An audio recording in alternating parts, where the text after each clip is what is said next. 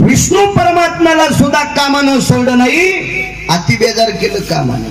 काय औरंगजेबाची परिस्थिती, देवाला दगड होऊन पडावं लागलं गंडकी नावाच्या गंगेमध्ये, शालिमार नावाचा दगड होऊन पडावं लागलं माझ्या विटेवरच्या बापाला कामानं. अशा बऱ्याच 23 प्रकरण आहेत, त्याच्यातलं एक मांडलं तुमच्या समोर.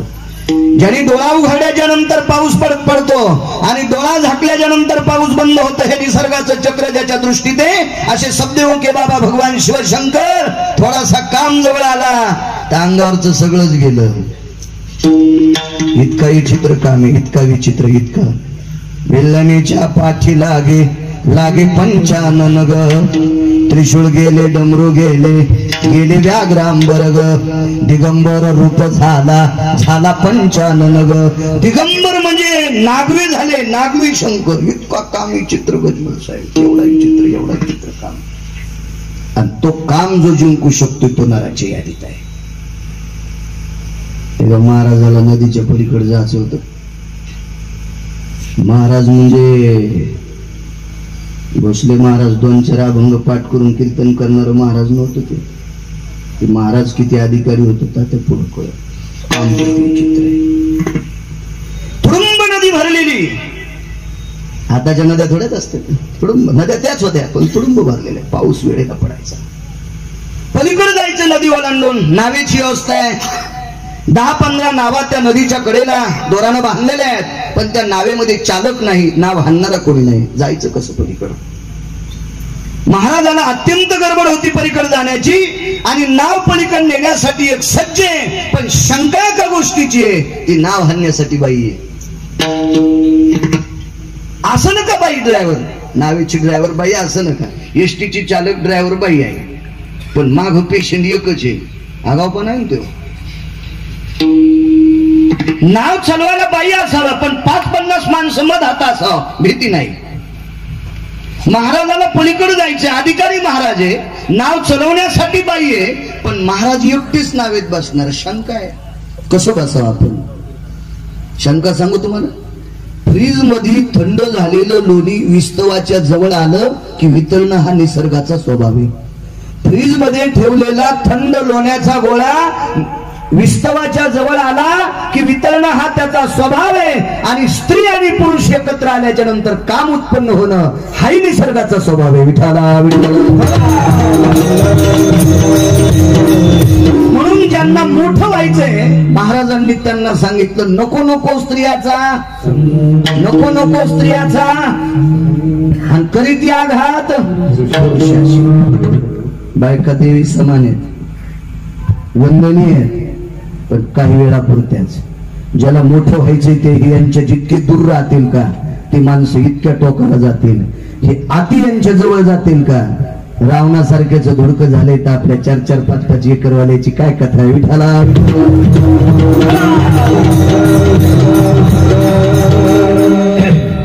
कसं बसावं आपण? महाराजांनी विचार केला, नाही बसावं तर पलीकडे जायचं कसं? धाडस केलं आणि तो महात्मा त्या नावेत बसलाय. काम किती विचित्र आहे, म्हणून कामाला जिंकायचंय. बसले महाराज ते नावेत, नाव निघाली. गंगेच्या पात्रातलं 25% पात्र त्या प्रवास आटपला, 75% पात्र आटपायचं राहिले. आणि 25% पात्र संपल्याच्या नंतर महाराजांनी त्या स्त्रीचं सौंदर्य पाहिल्याच्या नंतर अंतःकरणात काम उत्पन्न झाला. तारुण्य देशातला 22 वर्षाचा साधू आहे, टोकाचा महात्मा आहे, देवांगणे समान सुंदर कन्या आहे. काय करावं एवढं सौंदर्य? नाव हंता हंता महाराजांनी त्या स्त्रीच्या हाताला स्पर्श केला. काम किती चित्र आहे सांगतोय. कशामुळे काम जिंकायचंय? हाताला स्पर्श केलाय. मुलगी हुशार होती, तिने विचार केला, या महात्म्याला आपण आवडण्याचा वाण दिसतोय, छान आहे. मी जर या महात्म्याला आवडत असेल तर माझ्यासारखी नशिबान कोण असेल की तिला परमार्थिक पती भेटलाय. महाराजाला 2-3 शंका होत्या. एक तर नाव हाणणाराची पोरगी म्हणजे मासे पकडणाराची शंका एक, आणि मासे धरणाराची पोरगी आपल्याला पोषक असेल का, उद्या कसं जमल आपलं, हे शंका बऱ्याच होत्या. पण सौंदर्य एवढं भारून गेलं की सरकतच नव्हती दृष्टी. महाराज माझ्या हाताला स्पर्श करता. जी होय. लग्न करण्याची इच्छा आहे माझ्याशी. होय. मग पवित्र गंगेच्या साक्षीने आपण पवित्र पात्रात येत. दोघांनी हातावर पाणी घेतलं, संकल्प सोडा, झालं लग्न. त्या व्यक्तीचं नाव होतं मुनिश्री पाराशर. सामान्य व्यक्ती नाही. या जगातलं जेवढं ज्ञान ज्याच्या तोंडातून वदले ना त्यांना व्यास म्हणतात. त्या व्यासांची पिता पाराशर. या सृष्टीतलं ब्रह्मतत्व गोड ज्याच्या मुखारविंदातून पडते श्रीमद भागवत मुनिश्री शुकाचार्य त्या व्यक्तीचे नातू होते. किती महाराज अधिकारी असेल कल्पना करा. लग्न लागलं. अर्ध्या नदीच्या पात्रात नाव आली आणि महाराजांनी सांगितलं प्रिये मला रतिसुख द्यावं लागतंय. बाई हुशार होती. बाई नाव हंगाऱ्याची जरी कन्या असेल तर ती आद्रिका नावाच्या देवांगणीची मुलगी होती. स्वर्गातल्या अप्सरेची कन्या होती. तिला नाव कशा करता हाणावं लागली हा भाग बाजूला आहे. आपल्याला फक्त काम बघायचं आहे. तिने सांगितलं पती परमेश्वरा पतीचा स्त्रीवर पूर्णत्व अधिकार आहे पण धर्मशास्त्रानुसार भास्करो तेजोकांती भयव्याप्ती नाही तो प्रकाश हा संगायती पापान भय अनिष्टतः. धर्मनिष्ठा अशी स्मृती सांगते की जोपर्यंत सूर्यनारायणाचा प्रकाश आहे तोपर्यंत स्त्रीशी संग करू नये असं शास्त्र सांगते. तुम्ही तर महात्मा साधू आहात. त्यातली त्यात या पवित्र गंगेच्या पात्रात दुपारची वेळ 11:30 वाजलेत. या वेळेला स्त्रीशी संग. किती मग साधू अधिकारी होता. त्यानं चुटकी वाजल्याबरोबर सूर्य पडला. चुटकी वाजल्याबरोबर सांगितलं भास्करा 2-4 पुस्तकं पाठ करणार हे मानायचे नाही पण नका मानिन त्याच्याशी काय घेणे. मी वाचिल्याशिवाय बोलत नाही.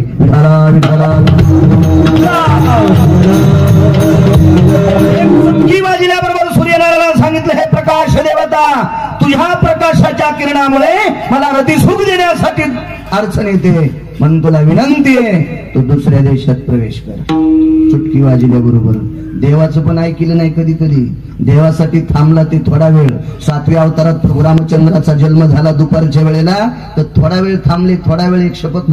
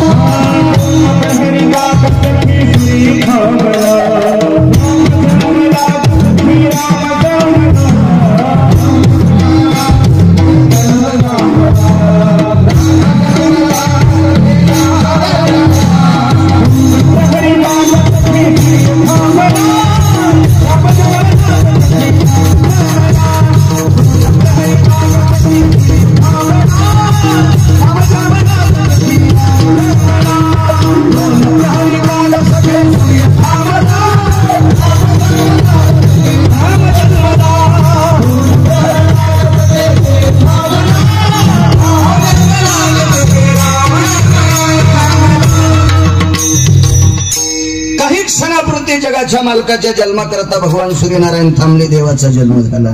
मध्यरात्री काग सखे चंद्र थांबला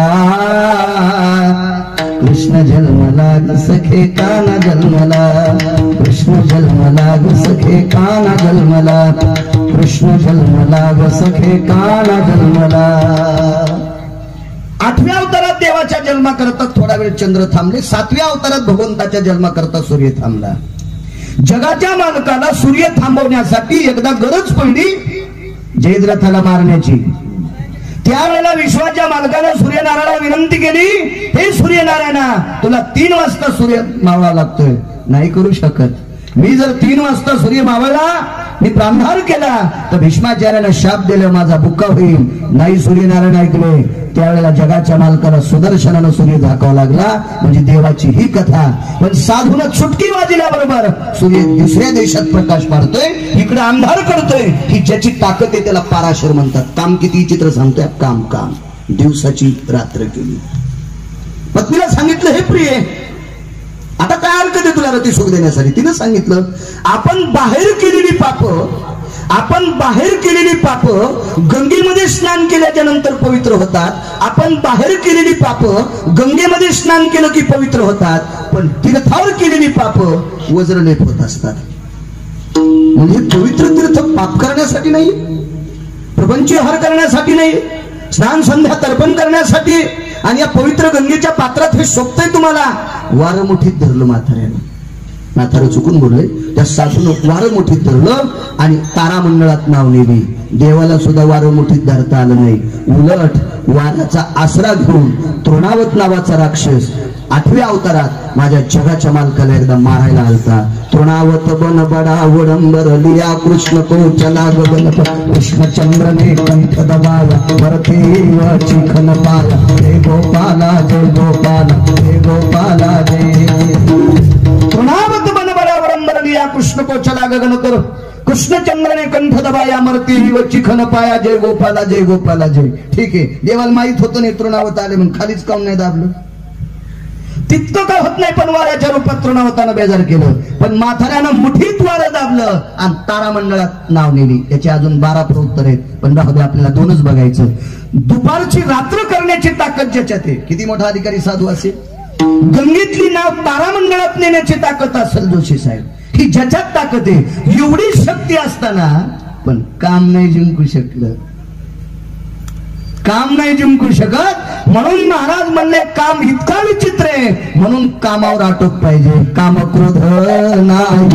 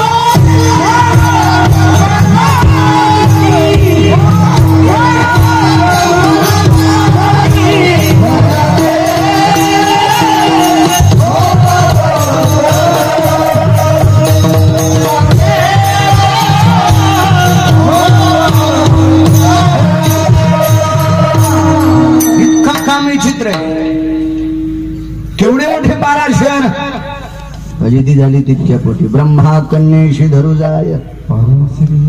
ज्यानं सृष्टी निर्माण केली तुमच्या माझ्यासारखे, हे जीव तयार करण्याची ताकद ज्या ब्रह्मदेवात आहे. ब्रह्मा कन्येशी धरू जाय. हा पूज्य ठरले ब्रह्मदेव मृत्यू लोकात. इतका काम हे चित्र आहे. पाराशरी केली काय काम, पण काम ज्याने जिंकलं ते नर आहेत. कोणी जिंकलाय ऐका पुढे. 350 पावणे 400 वर्षापूर्वी घडलेला एक वृत्तांत. माणूस कोण्या क्षेत्रात मोठा झाला की त्याचे पाय वाढणारे लोक माग असतील. उंच माणूस गेला की त्याचे पाय वाढतील माणसं. क्षेत्र कोणते असू द्या, परमार्थ असेल, व्यापार असेल, तुम्ही सुद्धा जपूनच करायचा.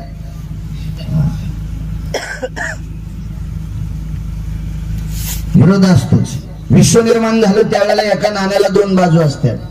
सुख आहे, दुःख आहे, रात्र आहे, दिवस आहे, शत्रू आहेत, मित्र आहे, चालत राहायचं. याच्यातून रस्ता पुढे काढत काढत जायचं. 350 पावणे 400 वर्षापूर्वी एका व्यक्तीने केलेलं काव्य सर्वसामान्य माणसं डोक्यावर घेऊन नाचत होते. काम कसं जिंकलं याच्यावर सांगते. त्या व्यक्तीचं नाव होतं श्रीमंत श्री जगद्गुरु तुकोबराय. 4,500 4092 अभंगाचा गाथा. तुमच्या माझ्यासारख्या सर्वसामान्याचा माथा सुधरेल असं ज्याच्यात गोड विवेचन केलंय तो श्रीमंत श्री जगद्गुरु तुकोबारायांचा गाथा. त्याही काळात काही विरोधक होते. अरे कोण हा तुकाराम, कोण तुकाराम, कोण कोण हा काल परवा प्राकृत काव्य करणारा, त्याचं काव्य लोक डोक्यावर घेऊन नाचते. तुम्हाला सुद्धा तसंच म्हणते.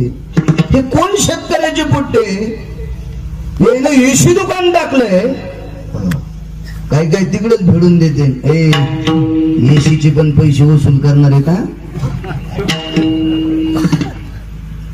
ते थंड हवा आहे ना, तिचे पण असे भेडून देतील ना माणसं. काही काही विरोध असतो प्रत्येक क्षेत्रामध्ये, तुम्ही जपायचं थोडं. तुकोबारायांची कीर्ती उंच जात असताना करावं काय? एका माणसाच्या उसात म्हशी घातल्या तरी उज्जड, त्याची मोटर चोरून नेली तरी उज्जड, त्याचं टाटर चोरून नेलं तरी उज्जड. काही केलं तर त्याचं उंचच व्हायला लागले, कमीच होत नव्हतं. असा नाना प्रयत्न केल्याच्या नंतर तुकोबाराय खाली येत नव्हते. एखादा व्यक्ती उंच जात असताना खूप प्रयत्न करून जर खाली येत नसेल ना, तर लोक त्याच्या चारित्र्यावर शिंतोडे टाकीत असतील. जन्मी असायला चारित्र्यावर. आता हा लाईट लावलाय, ट्यूबलाईट, 100 जेवढे बटन आहेत तेवढे बटन दाबल्याच्या नंतर हा जर विजतच नसेल, ज्याला प्रकाश खपत नाही त्याची गोष्ट सांगायला, हा नाना बटन दाबल्याच्या नंतर जर हा प्रकाश विजतच नसेल तर नालायक माणसं त्याला दगड हाणून फोडणार. हा नियम आहे सृष्टीचा, नियम आहे काही काही वितंडवाद्यांचा. मग इतके उंच गेलेले तुकोबाराय आपण खाली कसे आणायचे? तर काही तत्वज्ञान्यांनी मिटिंग घेतली. आता तुकोबाराय खाली आणण्याचा एकच निर्णय, यांना एखाद्या प्रकरणात फसवू आपण. मग जगात सर्वात मोठं खाली यायचं जर ठिकाण असेल तर बाई आहे. कारण स्त्रीला देवी म्हटलंय. देवी, हिला देवी स्वरूपात जे जाणत असतील ते शिखरावर जातील. नारी की निंदा मत कर यारो, नारी रतन के खान, हा एक पुरावा.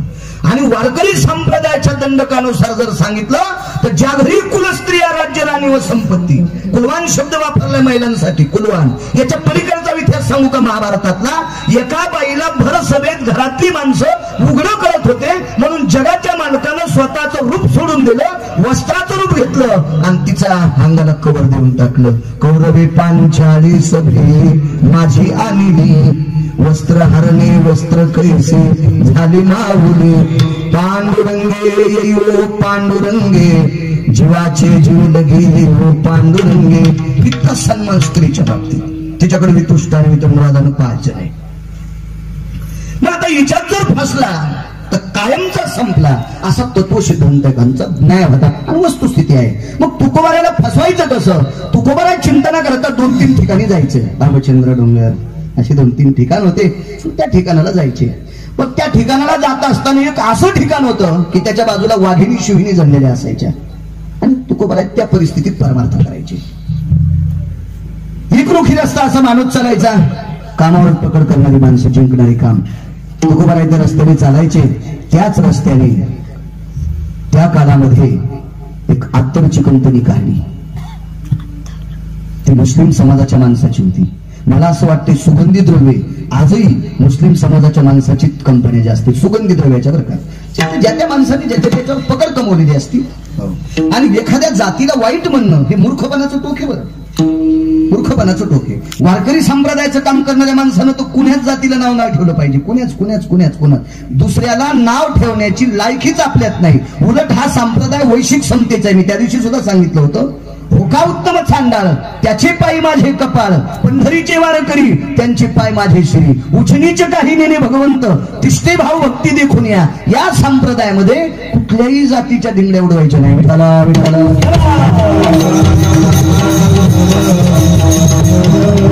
मुस्लिम समाजाच्या माणसाची कंपनी होती. त्याने एक असं विशिष्ट प्रकारचं अत्तर निर्माण केलं. ते काम उत्तेजक अत्तर होतं. काम उत्तेजक अत्तर. ते जर अत्तर पशुच्या नाकाला लावलं ना तिथले साहेब, तर जनावर 3-3 दिवस एका जागेवर थांबत नव्हतं. इतकं सैराट सुटत होतं जनावर. असं पळतच सुटायचं, पळत. हे शब्द जरा प्रचलितच झालाय, मला बी आला तोंडाला. मोकाट शब्द खरा आहे आपला, मोकाट. तर ते कसं ऐकू ऐकू होतं ना, ऐकू ऐकू तो शब्द मी वापस घेतोय. मोकार सुटलं जानवर कसं ऐकण्याचा दुष्परिणाम होतोच ना. एक बाई बँकेत मला भेटली, ती भागवताला येत होती, मोठी वाटी भरून डाळ आणत होती. हरभऱ्याची डाळ भागवताला ती मोठी वाटी भरून आणायची. म्हणलं काकू काय चाललंय तुमचं? काय नाही महाराज, फारच बिझी आहे सध्या. आणि पैसे उचलायला अंगठा देऊ लागली. फारच मी बिझी आहे. आता तिला सही करता येत नाही, इंग्रजी बोलायली. हे कशाचा परिणाम आहे? ऐकण्याचा. तसा मी सुद्धा तो शब्द वापरला, ऐकण्याचा. हे गाणे जास्त ट्रॅक्टर मध्ये जास्त ऐकायला भेटते बरं का. आता ऊसाचा प्रेड चालू आहे ना, ती ट्रॉली मागच उलते, तिने मुंडकच घेऊन जाते तिथं. त्यांना असं वाटतं जग बहिरे का काय, ती फारच मोठ्या आवाजात करते. त्याच्यामुळे मी 350 गाणे पाठ केले. ट्रॅक्टरवाल्यांचीच कृपा आहे ती. विठाला विठाला.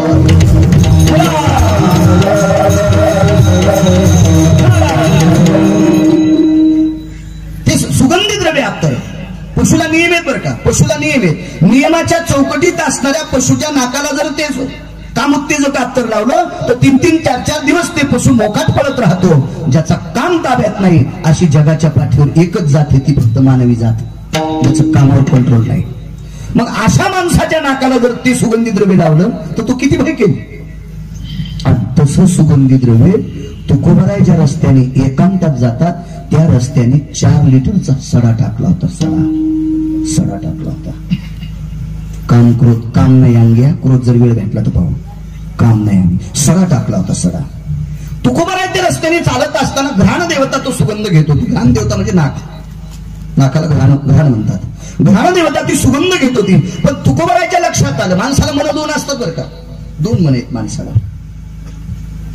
रस्त्याने 100ची नोट पुढच्या कोण्या तरी एका माणसाची पडली आपल्याला माहित नाही, पण आपली गाडी 150च्या स्पीड नाही. आणि ड्रायव्हरनं सांगितलं 100ची नोट रोडवर पडलेली, थांबव ना. 80 रुपयाची तर टायरच घासले. 100ची नोट घेण्यासाठी 150च्या स्पीडनं पळालेली गाडी, 80 रुपयाची तर टायरच घासले. पण गाडीतून नोट घेण्यासाठी उतरणार तेवढ्या अवकाशात प्रतिष्ठित माणसाची गाडी मागून आली. लाज वाटली, कशी नोट उचला, पुन्हा निघाली. मन 2. एक मन म्हणत होतं नोट घेण्यासाठी गाडी उभी कर, पण नोट घेताना उचलीत असताना प्रतिष्ठित तुमच्यासारख्याची गाडी माग आल्या. ती म्हणताल काय गिरगावकर भय केलं 100च्या नोटीसाठी गाडी उतर. लाज वाटली, पुन्हा गिरगावकर मधात. हे मन 2 असतील माणसाची. एक मन प्रवृत्त नाकाला करीत होतं आणि तो बास्कल सुगंध घेत होतं, पण दुसरं मन नाकाला म्हणत होतं तुकोबारायचं, हे घ्राण देवते, हा नास्तिक प्रवृत्तीचा जीवनामध्ये अनिष्ट प्रकार घडवणारा सुगंध आहे. हे घ्राण देवते, हा सुगंध का स्वीकारतेस? नाक तुकोबारायचं बोलत होतं महाराज, हा माझा काही दोष आहे? वास घेणं हा नाकाचा धर्म आहे, पाहणं हा डोळ्याचा धर्म आहे, ऐकणं हा कानाचा धर्म आहे, वाकणं हा कमरेचा धर्म आहे, चालणं पायाचा धर्म आहे, उचलणं हाताचा धर्म आहे, बोलणं जिभेचा धर्म आहे. पण याच्यावर कंट्रोल करणं मनाचा धर्म आहे. याच्यावर कंट्रोल लगाम नियमाचा मनाचा मनाचा मनाचा मनाचा. कधी कधी दुसरा सिद्धांत आहे बरं का, कधी कधी मन आवरायचं आणि कधी कधी शरीर आवरायचं. 2 सिद्धांत आहे. एखाद्याचं वाईट चिंतू नये म्हणून मन आवरायचं आणि एखाद्याचं वाईट होऊ नये म्हणून शरीर आवरायचे. उदाहरणार्थ तमाशाला पाहण्याचं मन झालंय, तमाशा पाहायला जावं असं मन म्हणते, पण महाराज म्हणले मन गया तो जाने दे, मत जाने दे शरीर, ना खिची कमान तो कहा लगेगा तीर. ए तुला जा वाटलं ना तमाशा पाहायला, तांगड्याला सांगणं चलू नका म्हणून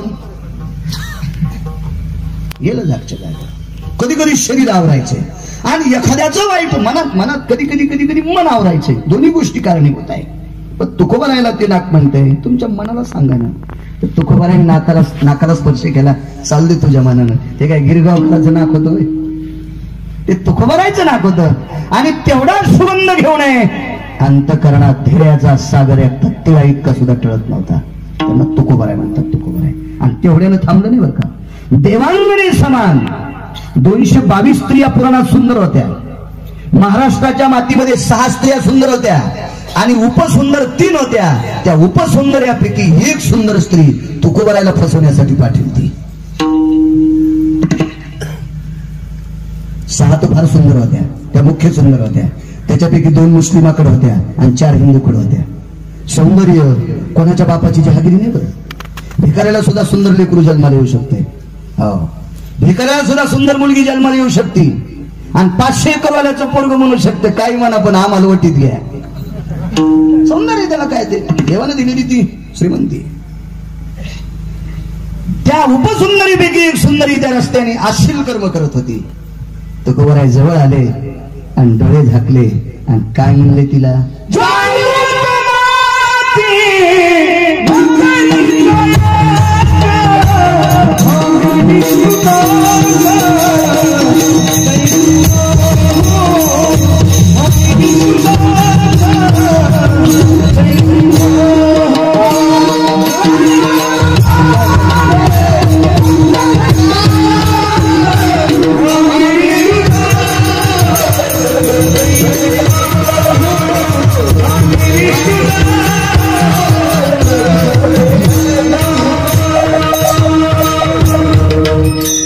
काम नाही अंगी सगळे.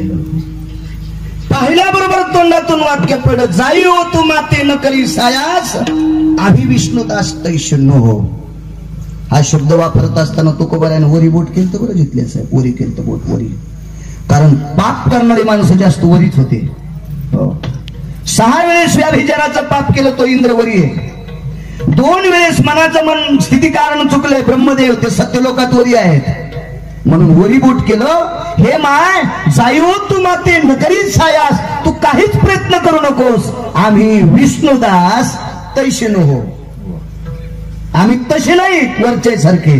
पण आज जर तुकोबाराय असते आणि तसा जर प्रसंग आला असता तर महाराजाला सुद्धा पंचायत पडली असती. कोणाकोणाकडे बोट करू, कोणाकोणाकडे बोट करू, आम्ही तसे नाहीत, आम्ही तसे नाहीत, आम्ही तसे नाहीत. महाराजाला सुद्धा शंका पडली असती. बाई किती विद्वान होती सांगू. बाई म्हणली, महाराज तुम्ही विष्णुदास तसे नाहीत, मला मान्य आहे. कामावर पकड सांगतोय, कामावर. तुम्ही विष्णुदास तसे नाहीत. तुम्ही मला माय म्हटले, हेही मान्य करते. तुम्ही मला बहीण म्हणले, हेही मी मान्य करते. तुम्ही मला मुलगी म्हणले, हेही मी मान्य करते. पण तुम्ही मला बघताना डोळे का झाकले. तुकोबारायला प्रश्न येतो. बाई काही सामान्य माणसाने पाठवलेली बाई नव्हती. महाराज तुम्ही मला माय म्हणाले, बहीण म्हणाले, मुलगी म्हणाले, तुम्ही वारकरी तसे नाही, मान्य करते. पण या 3 उपमा मला देत असताना तुम्ही डोळे कशा करता झाकले. तुकोबाराय म्हणले, ऐक नाही, ऐकायचा विषय नाही म्हटले. मुलांना माईकडे बघत असताना डोळे झाकायची काय गरज आहे. वडिलांना मुलीकडे बघत असताना डोळे झाकायची काय गरज आहे. वडिलांना मुलीकडे बघत असताना, बहिणीकडे बघत असताना, आईकडे बघत असताना डोळे झाकायचा काय संबंध आहे. तुम्ही मला माय म्हणताना मग भीती कशाची वाटते. तुम्ही मला बहीण म्हणताना भीती कशाची वाटते. तुम्ही मला कन्या म्हणताना, मुलगी म्हणताना मग भीती कशाची वाटते. तो कोबाराय म्हणले, ऐक माय, ऐक ऐक ऐक. उत्तर देतोय, मी डोळे याच्याकरता झाकत होतो की धर्म सिद्धांत असा आहे, कुठल्याही देवतेच्या समोर जर गेलं तर देवाला पाहून डोळे झाकून प्रणाम करावा. कुठल्याही श्रद्धास्थान आदरणीय ठिकाणी गेलं तर त्या व्यक्तीला पाहून डोळे झाकून त्याला प्रणाम करावा. महाराज महाराज मी देव नाही. बाई फार चतुर होती. महाराज मी देव नाही. महाराज म्हणले, मी तुला प्रणाम करीत नव्हतो माझी माय, मी पांडुरंगाचा उपासक आहे, मी जगाच्या मालकाचा उपासक आहे आणि त्या जगाच्या मालकाला मी विनंती करीत होतो, हे पांडुरंगा मला पुढचा जन्म जर माणसाचा दिलास तर या सुंदर माईच्या पोटी जन्म दे. 43 राजाला मातीत घातलेली बाई होती. 43 राजाला, त्या 43 राजाला मातीत घालणारी बाई. त्या 43 लोकांची यादी आहे माझ्याकडे घरी. सगळं सांगायला मी गुत थोडंच घेतलं. तुम्ही बी घरी गेल्या हिचकी जा ना. लोकांचं हिचकिण्यापेक्षा कधी कधी पुराण हिचकी जा. चांगला वाचण्याचा छंद असावा, व्यासंग असावा माणसाला, इतिहास वाचला पाहिजे.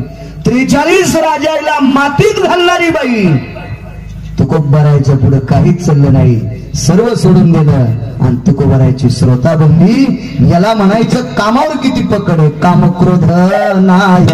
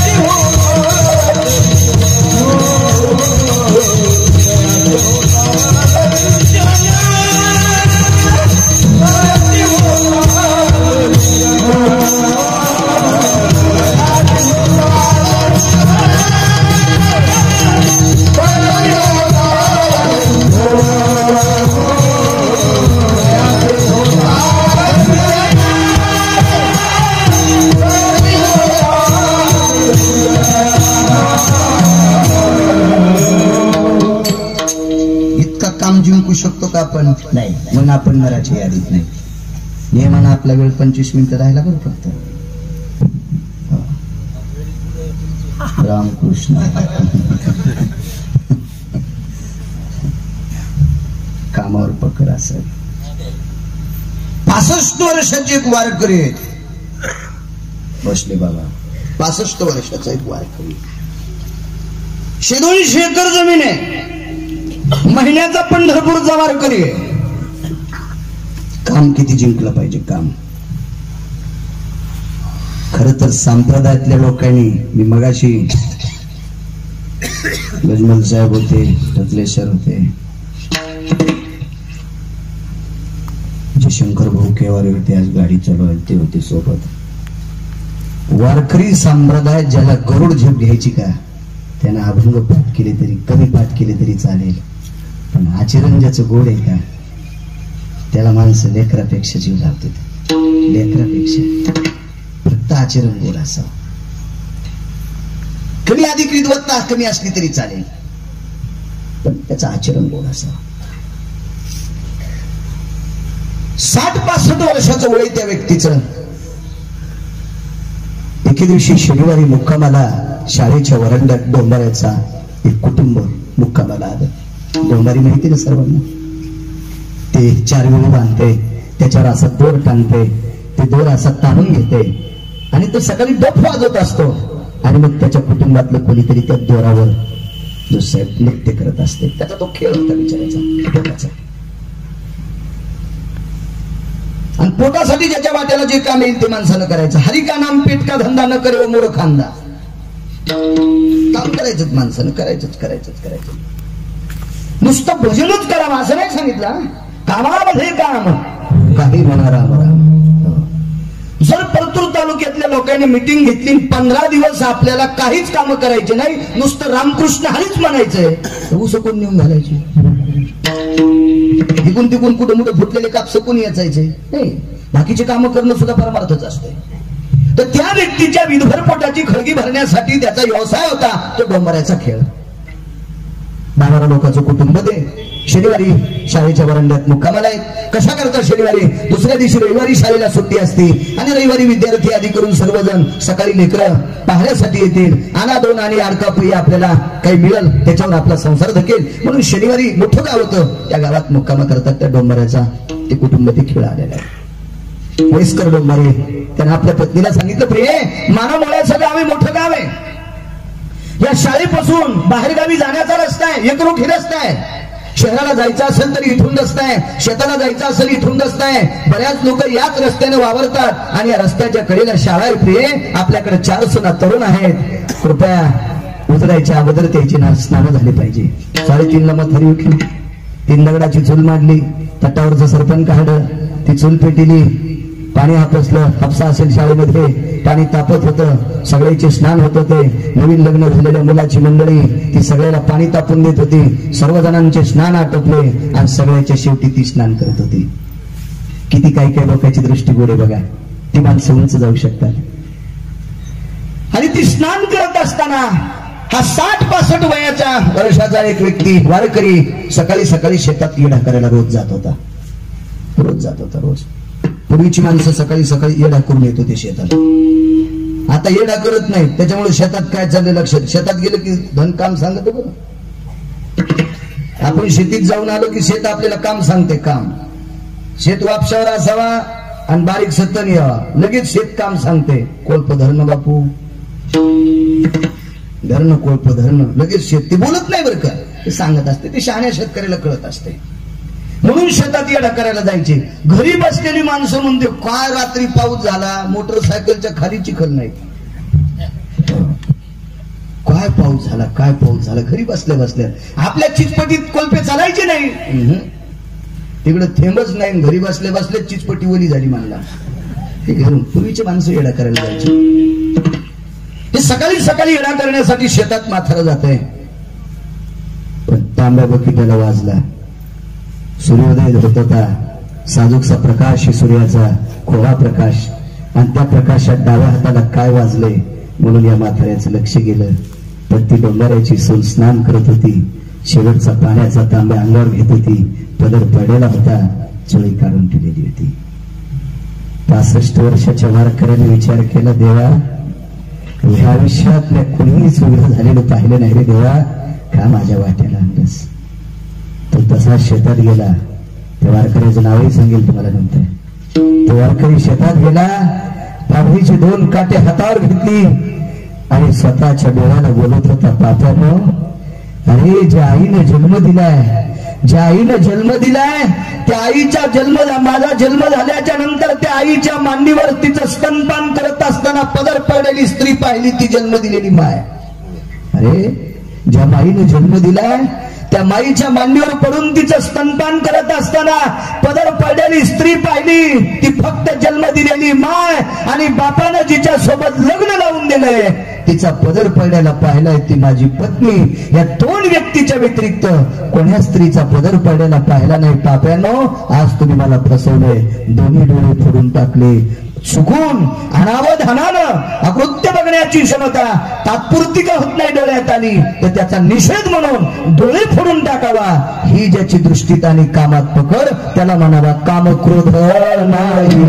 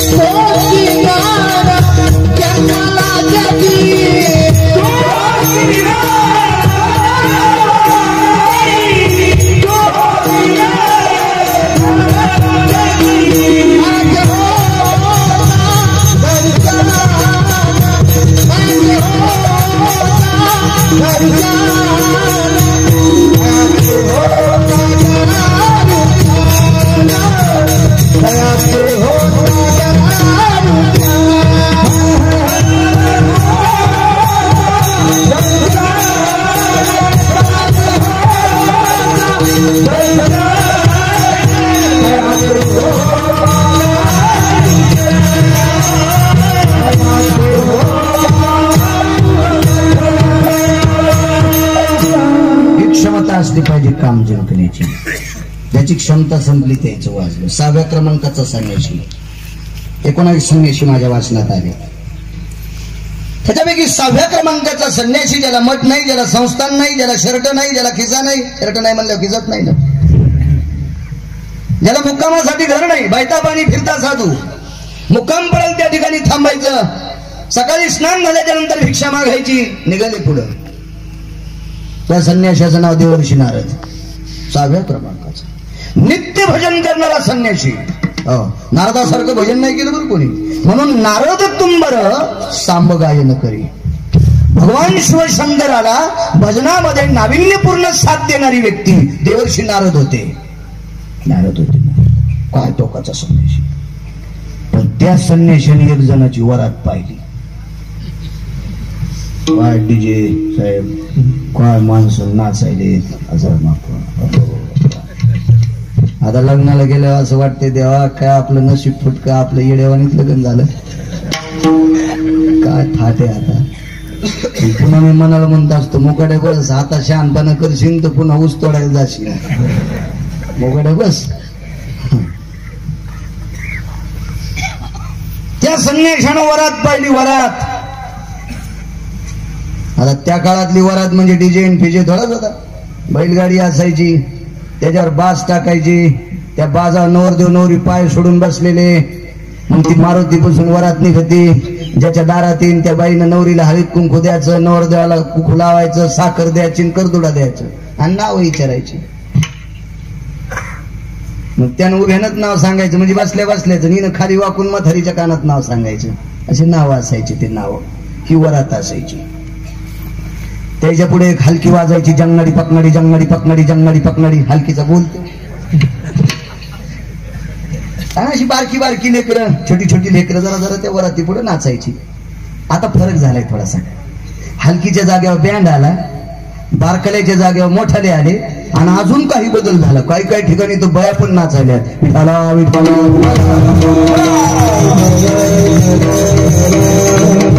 इतक्या घोळक्यावर बॉम्ब पडत जावा, म्हणजे ते कायमचं रोग तरी नष्ट होत जात जाईल. किती भारतीय संस्कृती गोड आहे. विशुद्धता आणली काही पाहिजे. ती वरात चालत असताना संन्याशानं पाहिला हा नवरदेव किती सुखी आहे. उद्या घरी गेल्याच्या नंतर बायकोला खिचडी करायला सांगेल, पांढरा भात सांगेल, पिवळा भात सांगेल, पोळी करायला सांगेल, भाकरी करायला सांगेल, भिंडुळे करायला सांगेल, गळफाशी करायला सांगेल. गळफाशी नाही करायची तुम्हाला, शेंगुळे. आमच्याकडे शेंगुळ्याला गळफाशी म्हणते. पण आपण संन्यासी मागानं पुढं फुफुटा उड. ज्या दारात जी बाई देईन ते आपल्याला खायला भेटेल. त्या संन्याशाच्या मनात विचाराला आपण लग्न करावं. देवर्षी नारद.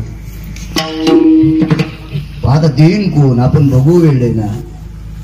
जवळ मनात विचार आला तर मनीवशी ते स्वप्नी दिशा. एक जणांनी भर नवी बैल आणल्या, बैल अवथरलं. नवी बैल होती 1.5 लाखाचा जोड. ह्या काळ भोर रान उभा ते अवथानलं. वसन लागायचं कामच नाही. ह्या कडीची त्या कडीला गेल्यावर एकदा चिखल काढीत होतं. जसा कडीला गेल्या बेरा पाहावा लागतो. जो बेरा पाहत नाही का त्याच्यासारखा नालायक कोण नाही.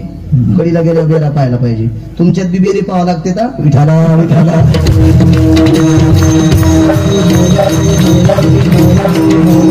संगराहून दुसरीकडे जातं का काय म्हणून बेरा पाहतो. शेतकऱ्याने जर बेरा नाही पाहिला तर फाटा पडतो. आणि तुम्ही बेरा नाही पाहिला की फाटा पडतो. तुमच्यात तर अवघड लय बेरा पाहावं लागतो. मिसू हे युजान थ्रो गेला शे का काय रे. खातो आपलं गातो लय तपासावं लागतो. बेरा बेरा सगळ्या अजून सांग कशा कशात पाहावं लागते. आणि तुम्ही घरी पाहा ना आता. विठाला विठाला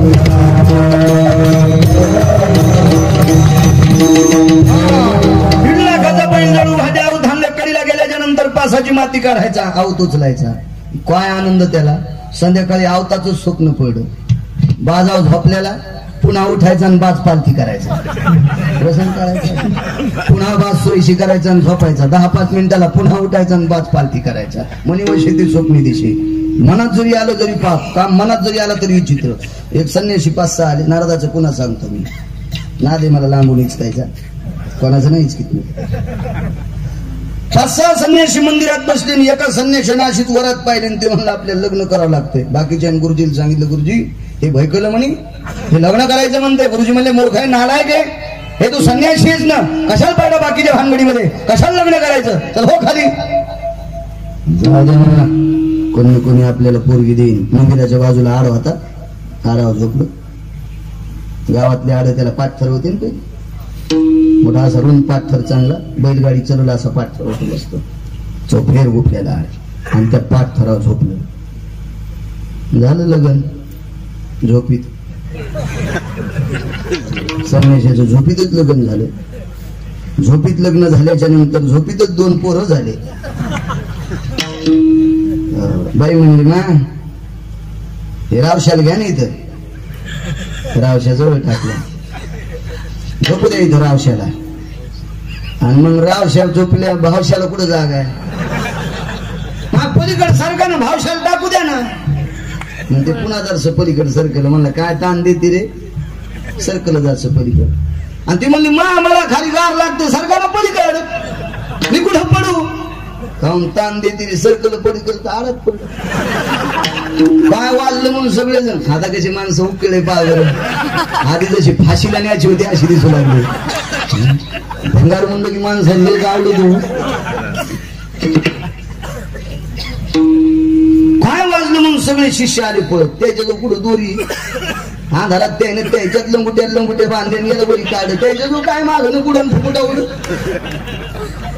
लंगुट्या बांधल्या, खाली सोडून याला बरी काढ. गुरुजी म्हणले मूर्खा, तुला आडा थोडी टाकायला कळत नाही का रे. ते म्हणला म्या कुठं टाकली, मग कोणी तिने ढकललं. म्हणजे ती कुठं, रात्री झोपीतच लग्न झालं. स्वप्नात काम उत्पन्न झाला. स्वप्नातल्या बायकोनं जर काम उत्पन्न झाल्या आडात ढकललंय, तर जागृतीतली बायको फासाव फुटून फासाव. त्याला या 6व्या क्रमांकाच्या संन्याशाला काम उत्पन्न झालं. काम नाही मी सांगते. पण आता आपल्याला मुलगी कोण देईल. 35 वर्षाची डिजिटलवर चमकायले, मोबाईलवर, व्हॉट्सअपवर, फेसबुकवर दाखवायले, वन पावडर लावू फोटो काढायले, बंगल्यापुढे उभं राहून फोटो काढायले. निदान हे दुसऱ्याचा बंगला असला तरी मोह समजून मला कोणी पास करीन, तर त्याचे लग्न होईना, तर संन्याशाचं होत असतं. चला म्हणले आपण ज्याचं भजन करतो त्याला, म्हणून मला एक बायको पाहिजे. जगाचा मालक, विटीवरचा बाप, भगवान द्वारकाधीश कृष्ण परमात्म्याकडे गेले. एक काम किती चित्र सांगतो. भगवान या देवर्षी, या नारदा या. बसायला टाकलं. नारदाचा सन्मान होता. बसा नारदा बसा. पाद्यपूजा केली, सन्मान केला. या नारदा. कुणी आला. नारदानं सांगितलं आज तुम्ही काही बोलायचं नाही, मी बोलतोय. माझी लग्न करण्याची इच्छा आहे. देवाच्या डोक्यातला घाम पायात आला. अरे बापरे, या संन्याशाला कुठूनच पोहोचला लग्न करण्याची.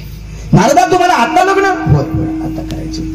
आता शोभतंय का तुम्हाला. शोभलं न शोभलं ते माझं मी ठरीन, पण मला लग्न करायचंय. मग मला सांगायला कशासाठी आले. मग तुमच्या शोक कोण बघन. मी भजन कोणाचं करतोय, तुमचं करतोय. मग मला एखादी मुलगी बघणं तुमचं कर्तव्य आहे की नाही. भगवान म्हणले 10-15 दिवसाला या, बघू एखादी मुलगी. 16व्या दिवशी नारद गेले. देवा काय झालं. देव म्हणले नारदा, मी बऱ्याच पाहुण्याला विचारलं, पण तुम्हाला देण्यासाठी कोणीच तयार नाही. देवानं कोणालाच विचारलं नव्हतं. देवाला वाटलं 10-15 दिवसाला याच्या डोक्यातलं वारं जाईल, पण नारदाच्या डोक्यातलं वारं गेलंच नाही. देवा मला बघावंच लागतील. भगवान म्हणले अजून 4-5 दिवसाला बघतो, तुम्ही 5-6 दिवसाला या. 10 दिवसाला पुन्हा नारद आलं. काय झालं देवा. भगवंतानं सांगितलं नारदा नाही हो, कोणी देत नाही मुलगी तुम्हाला. काम किती विचित्र आहे सांगतो. काम. नारद म्हणले देवा एक काम करा ना, मला कोणीच देत नाही ना, तुमचं कोणी ऐकत नाही का. भगवान म्हणले यार माझं ऐकते नारदा, पण लग्न लय बेकार आहे. संसार इतका सोपा थोडाच आहे. अरे पिला पडतोय संसारात, इतकं सोपं आहे का काय. तो संन्यासी बरे आमच्या, आम्हाला माहिती आम्ही कसे आहेत, नको करू लग्न. नारद म्हणले मग बायको वाईट होती तर मग तुम्ही 16,108 लग्न काऊन केले. ते बी हुशार भजने होता ना. संसार जर वाईट आहे ना तर मग तुम्ही 16,108 लग्न का केले. भगवान म्हणले नारदा केलेकडे, पण आता फजिती तुम्हाला कोणी देत नाही. मग एक काम करा, मी तुमचं भजन केले ना, मग 16,108 बायका तुम्हाला आहेत ना, त्याच्यातली एक मला दिली तर काय होतं. भगवान म्हणले संन्याशाचा गाडा आपल्या घरावर आला. आगावच काम. पण ते देव चतुर आहे. देव चतुर जाणवणे अंतर वर्त तसे चतुरातो शिरोमणी गुण लावण्याची खाली. त्याच्यासारखा चतुर कोणी. आमचे इथे एक जण आचार्य होत, नक्की तळायचं. स्वयंपाक घ्यायचं परिसरातलं, हिसाबात होतं म्हणून सगळे लोक त्याला स्वयंपाक देईल. दोन्ही गावाच्या मधातून नदी, आमची इथं नुकती तळी दुसरीकडे जायचं, मधात भेटलं, मी पोथी वाचून येऊ लागलो खैरीहून. मी म्हणलं काय मामा कुठं? त्या गावात म्हातारी मेली म्हणली, तेरवीचा स्वयंपाक येऊ द्या, चाललो नुकती तळाला. म्हणलं नदीत भूत? त्याला भूत काय करीन, आपल्याकडे लोखंडाचे झारे येते आणि भूत लोखंडाला भेटय. आता जुन्या बायका म्हणायच्या, लहान लेकराच्या पाळण्यात खुरप उशाल ठेवीत,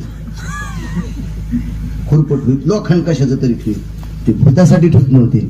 लहान लेकराच्या बाजूला लोहाचा तुकडा कशासाठी असावा त्याच्यासाठी शास्त्रात 4 श्लोक आहेत. पण आपण काही कशाला लावतो, विठाला विठाला